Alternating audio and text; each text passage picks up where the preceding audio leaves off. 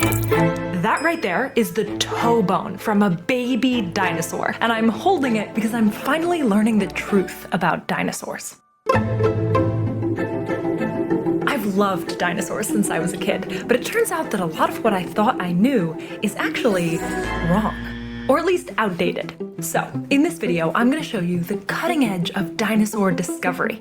I'm gonna give you rare access into a warehouse full of dinosaur bones, go out into the field and try to discover my own fossil, and show you something new these scientists just discovered. I think we got ourselves a dinosaur. A new look at dinosaurs. The golden age of dinosaur discovery. Uncovering almost one new dinosaur species a week. There's so much more to these amazing creatures that We really have just begun. I think I found a dinosaur bone.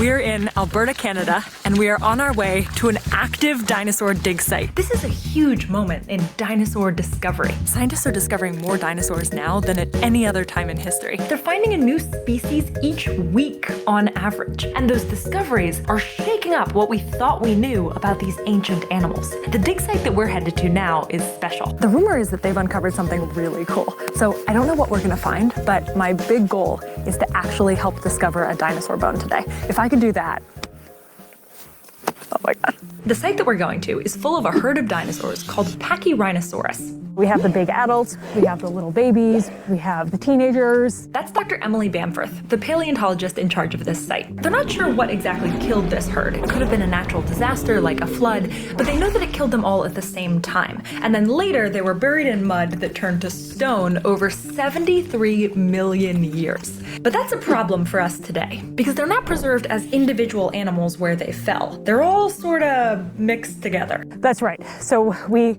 lovingly refer to it as our Pachyrhinosaurus omelet. It's basically hundreds, potentially thousands of animals kind of jumbled up together in this one deposit. Putting together a dinosaur is kind of like doing a puzzle, except you don't know what the picture on the front of the box is. You're missing half the pieces. There's pieces from other puzzles thrown in, and then the pieces sometimes are ripped and torn so they don't fit properly. The hardest jigsaw puzzle in the world. Basically, yep. So how do you know that you're doing the puzzle right? How do we know that any of these dinosaurs are right? Well, we're about to see how they do it. Oh, wow. Oh my God. Here we are. This is it. This bone bed is particularly exciting because it's one of the Densest dinosaur bone beds in North America. So the estimated number of animals is somewhere from 6,000 to 10,000. Oh my God. Among all the bones in this huge dinosaur omelet, there's one type that's rare and special to find intact, a skull, and they just found one. So this thing here is a big skull, and everything that's around it is all bone as well. Can I touch it? Yeah, go ahead. It feels like a rock. It basically is a rock. Are you freaking out right now? Yeah. I'm totally freaking out right now. This is so awesome.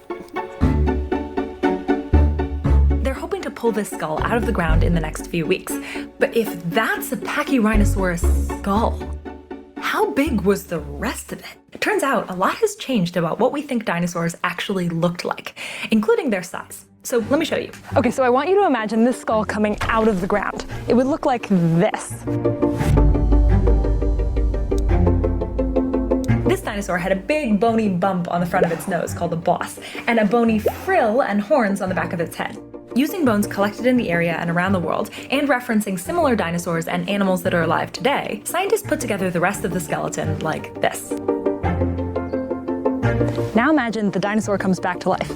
It's about that big, which is huge. Compared to other dinosaurs, this guy was medium in size, which is wild, and makes me wonder, how big were the rest of them? If you lined up a bunch of dinosaurs from smallest to largest, you'd see the teeny little Anchiornis, just a little bit bigger than a basketball. You'd see the Compsognathus, the size of a small chicken. The famous Velociraptor would actually be here, except in real life, they were about this big, which is, not the size they looked in Jurassic Park. And newer research shows that they didn't look like that. velociraptors had feathers. To be fair to Jurassic Park, though, they didn't know that. The reason the velociraptors don't have feathers is because we didn't know that those kind of dinosaurs had feathers at the time. In 1998, this discovery in China changed our understanding of what some dinosaurs looked like, and other discoveries since have confirmed that more dinosaurs had feathers than we thought. And there's still a lot of debate about what the color and the outside appearance of dinosaurs actually looked like. We'll get to that in a minute. One step bigger than the velociraptor would be the Nyasasaurus, about the size of a German shepherd. Then our Pachyrhinosaurus would be here. One of my favorites, the Triceratops, was about the height of an Asian elephant, but much longer. Here's the Stegosaurus and the T-Rex. And from here on, the sizes get nutty. These dinosaurs were bigger than school buses. They were taller than buildings. One of the largest known dinosaurs, the Argentinosaurus, was about as long and heavier than a commercial airplane. Can you imagine what it was like when these animals walked the earth? But here's the thing. They didn't all walk it at the same time. Really common misconception is that all dinosaurs lived all at the same time. Dinosaurs lived for way longer than most people think. If this is all of recorded human history, and this is the time since humans diverged from apes, this is the time when dinosaurs were alive. Dinosaurs ruled the earth for 180 million years. We are nothing in comparison. And the dinosaurs that we know today were spread out through this enormous history, which means that some of the dinosaurs I think of as being alive at the same time were actually separated by millions of years. There is more time that separates Stegosaurus from T-Rex than separates T-Rex from us. What? Yeah. That's an amazing fact. I had no idea. The Stegosaurus was an ancient relic to the T-Rex. My whole childhood was a lie. They're about to let me look for some dinosaur bones. I've been waiting for this moment my whole entire life, so no pressure, but if I don't find something, I'm gonna be devastated. I'm probably not gonna find anything. I'm probably gonna find like a chicken bone, but just searching. I'm so psyched. But first, let me show you something. I'm trying to correct what I got wrong about dinosaurs, but understanding the news, especially science news, can be a challenge. That's why for this story, I wanted to partner with Ground News. Their website and app gathers related articles on the same topic in one place, so you can compare coverage and get a more well-rounded understanding of an issue. I use Ground News to understand the information that I'm reading, where it's coming from, and how factual it is, which is something that I care a lot about, and it's crucial for making huge if true. Like here, a few months ago, the Nobel Prize in Physics was awarded to AI researchers. On Ground News, I can see that over 300 news outlets reported on this. They also show you the political leaning of those news outlets and how reliable their reporting practices are. Plus, I can compare all the headlines. One outlet likens AI to the invention of penicillin, which changed the world, while another raises concerns about potential negative consequences of AI. I want to see the differences because I care about how news is framed, particularly when it comes to science and tech. If you do too, I think you'll appreciate Ground News. And right now, they're offering Huge If True viewers 50% off their Vantage plan. To check it out, just scan this QR code or go to ground.news/Cleo. Make sure to scan the QR code or use this link if you do sign up, because that helps out this channel. Big thanks to Ground News for sponsoring this video and for supporting optimistic, independent journalism. Now, back to the story. All right, here's how to hunt for dinosaurs. There are 2 rules. So the first one is that you always want to be working horizontal to the bone layer. The reason being, like, as soon as you do this, you run the risk of like accidentally stabbing a bone. Yeah. The second rule is to always keep your sight clean. So we say a clean sight is a happy sight. All right, the moment I've been waiting for my whole life. Here I go. I'm just gonna be here for a while. Just you guys can go. But as I worked, I wondered, how many of each dinosaur have we found? Some huge proportion of species are known from a single specimen, which is crazy. Yeah. Turns out almost half of all dinosaur species are known from a single specimen. And many of those fossils are incomplete, meaning we take the pieces that we do find and we extrapolate what the rest of it could have looked like. That makes the job of identifying what's a new species and what's just a piece of an already existing dinosaur really tricky. We are nowhere near having all of the dinosaurs that ever lived. And the dinosaurs that we have found aren't final. They're an ongoing group project among scientists all around the world. Take, for example, maybe the world's most famous dinosaur. The T-Rex didn't look like you think. Scientists and artists have been imagining dinosaurs for hundreds of years. Based on early discoveries, they thought that the T-Rex was a lean predator that stood upright like a kangaroo. You may have seen the traditional T-Rex in the kangaroo pose, like standing up with his tail dragging on the ground. But the more they compared the T-Rex's hip and thigh bones to modern upright animals, they realized that they didn't quite make sense. New computer models showed that standing upright would put too much weight on its hips, but leaning forward would be much more stable. We now understand these animals are more like teeter-totters. And they weren't very lean either. Rib-like bones were found with this old famous T-Rex skeleton, Sue. But it wasn't until 2018 when they realized that these ribs would have had to float in the T-Rex's abdomen, like crocodiles have today. And they realized that the T-Rex would have been way chunkier than they thought, which means that it was probably an ambush predator, jumping out at you, not a pursuit predator chasing you down in a Jeep. In fact, most dinosaurs were chunkier than people thought. But before I show you that, Do you think that's a bone? I'm pretty sure both of these are bone. I'm pretty sure I found a dinosaur bone. I think I'm touching a dinosaur bone right now. Oh my god. Might also be a bone of like a large chicken or something. Am I right? Okay, I think there's two bones. I think this is a bone, and I think this is a bone under here too. Yep. Oh my god, they're everywhere. I also didn't realize that I narrowly avoided disaster. This is bone too, actually. Stop, really? Yep. All right, I didn't spot that one. How do you know? I can see like those little white specks in there. That's kind of like the Arrow chocolate bar. Look at the texture of this. I had no idea what I was looking at. I thought I was looking for something like that, which is the outside of the bone. Right? Yeah.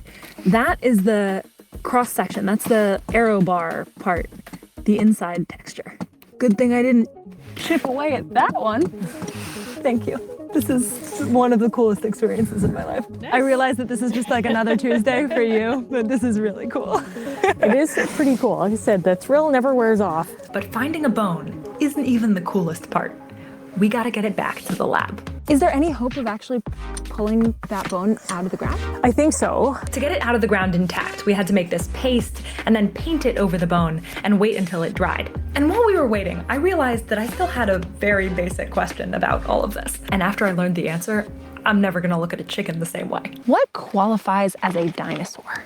Good question. It is a phylogenetic question. All right, so your great grandfather, over 10 to 15 million generations back, was a little lizard-like creature called an amniote. Scientists think that this was your most recent common ancestor with dinosaurs. Over millions of years, the amniote's kids adapted, and scientists grouped up the new species depending on their different characteristics. Scientifically speaking, a dinosaur is everything from here onward, which means some of the animals that people often call dinosaurs actually aren't. So things like pterosaurs that actually belong to a different group of reptiles. Things like mosasaurs, plesiosaurs, ichthyosaurs are also not dinosaurs. Like, they live at the same time, but they belong to different groups of reptiles. Crocodiles were alive back then too, which is crazy. But they're not dinosaurs because they actually branched off earlier. But if everything that descended from this branch onward is a dinosaur, then that means Birds were dinosaurs, and therefore they are also dinosaurs. birds are not the descendants of dinosaurs.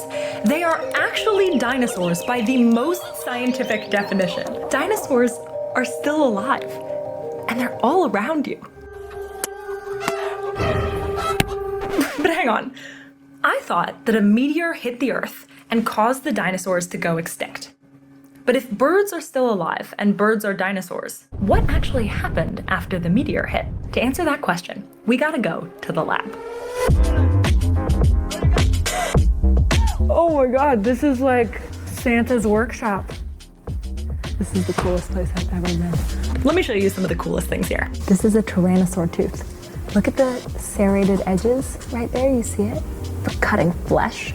Look at that. That is a... This is a break That healed. that healed. Yep. Whoa. So this is actually really important. It's basically like kind of fossilized physiology or fossilized behavior, which is not something that's easy to find in the fossil record. Incredible. So It also just reinforces these were living animals. They had whole lives where they did all kinds of things and healed and, you know, had injuries and... Yep, and got sick too. So this has a really abnormal growth, bone growth, right at the end of it.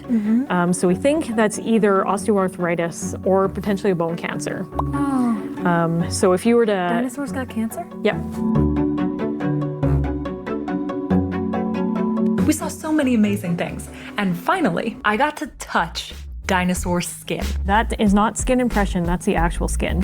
So you can touch it if you want. It's like you're petting a dinosaur. It feels like what I imagine an enormous chicken Yep. foot would feel like. And on this one, this is another layer of skin. If you look closely, you can see there are different kinds of scales. Yeah. Touching dinosaur skin was incredible. I closed my eyes and I imagined meeting a dinosaur.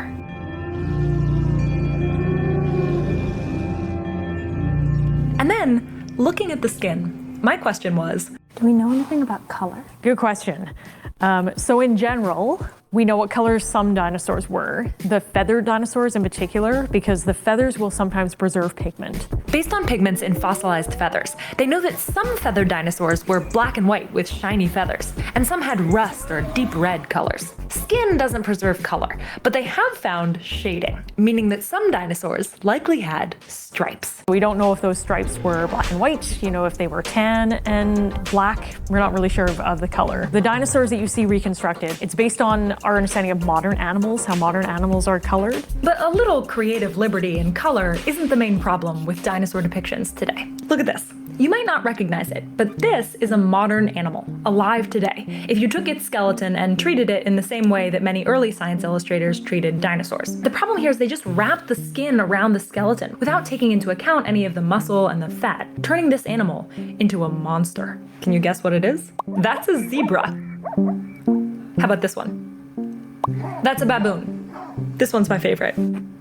That's a hippo, if we treated it like science illustrators treated dinosaurs. This is called shrink wrapping. And today, we know though that's probably not an accurate reflection of dinosaurs. They would have had a lot of muscle mass.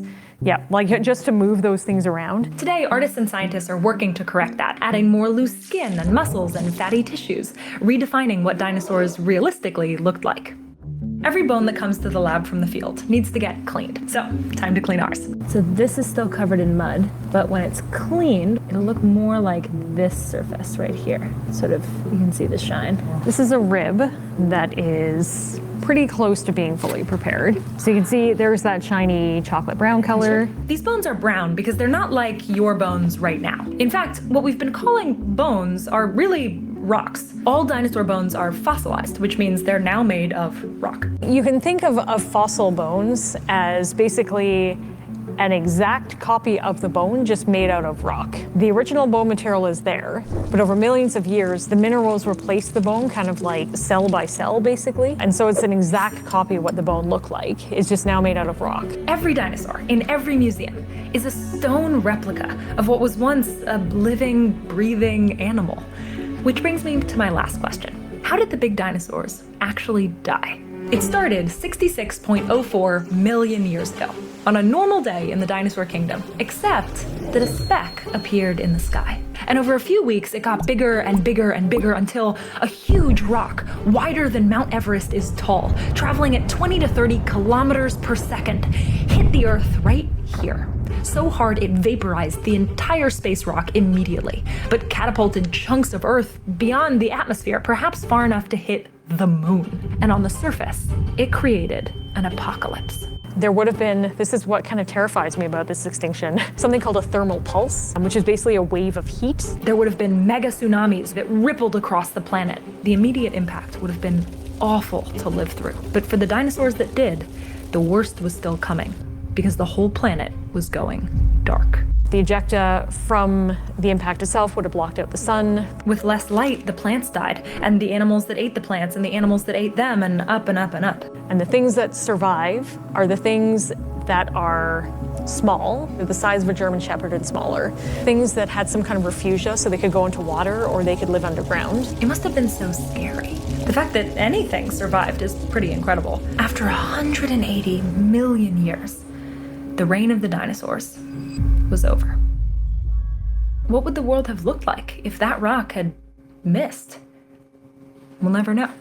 But ultimately, like a bad day on planet Earth for the dinosaurs, but a really great day for mammals. I mean, we are here today because of that extinction. We're here today because of this whole crazy history, because dinosaurs lived and because they died. I think I liked dinosaurs as a kid because monsters.